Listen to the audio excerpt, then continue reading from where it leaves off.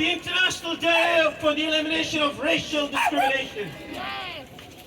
This day marks a day when the South African apartheid regime shot and killed and wounded 250 black liberation freedom fighters. And so today we march in their honor. Today we are here because racism is on our minds. Racism is on our minds because we have seen this so-called freedom convoy filled with racist imagery, filled with anti-Semitic messages, where its spokespeople are out there talking about genocide against racialized people. And to them we say no.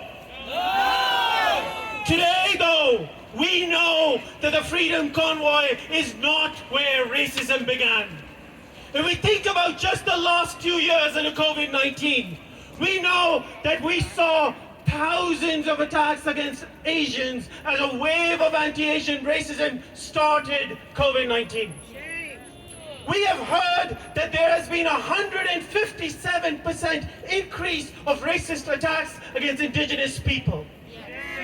We know that, just as Sarong told us, that there has been an attack on a mosque just yesterday.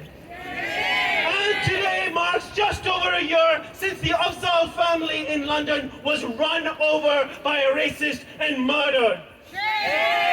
We know that it has been less than a year when 6 Asian sex workers and massage parlor workers were killed in Atlanta.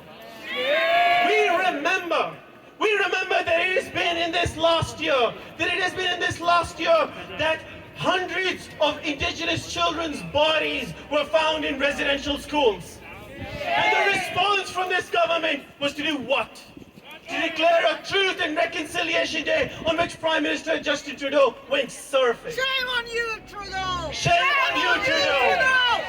Shame on you, Trudeau! And we know that this racism happens in laws and policies, and that today 1.6 million people, 1 in 23 people, racialized working class people, us, we are excluded from the most basic rights. Today, if you are a farm worker, you are seen as nothing but a machine. Because today we are mourning. We are mourning Tyrone Jackson, who died here because of COVID-19, and when his body was returned to Jamaica, his own mother was not allowed to look at the body by her children because of how decomposed he was. Because we are seen as nothing but bodies to be brought here to be used and abused.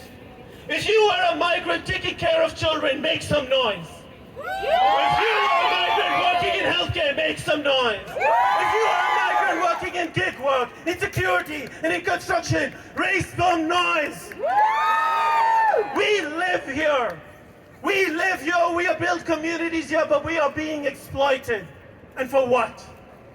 Why are we being denied permanent resident status? Why are we facing racist violence? And the answer is very clear.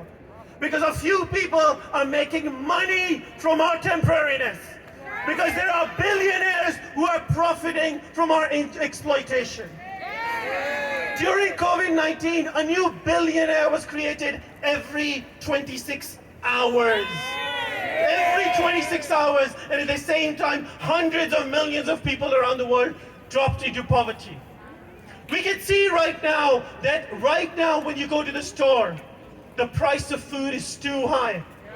The price of gas is too high. Rent is too high. And why are we having to pay while they are getting richer? And so in the next few months, we are going to hear from them. We have to deal with inflation. We have to deal with austerity. And we have to say to them that we will not pay just so that they can get richer.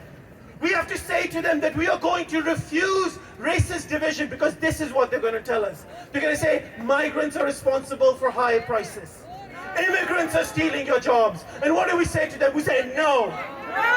So when we say we are going to unite against racism, we are saying we will unite and refuse to be divided by racism. Are you with me? Yeah! When we say we will unite against racism, we will say all of us migrants and allies in here and across this country are uniting to demand full and permanent immigration status for all. Are you with me? Yeah! When I say status,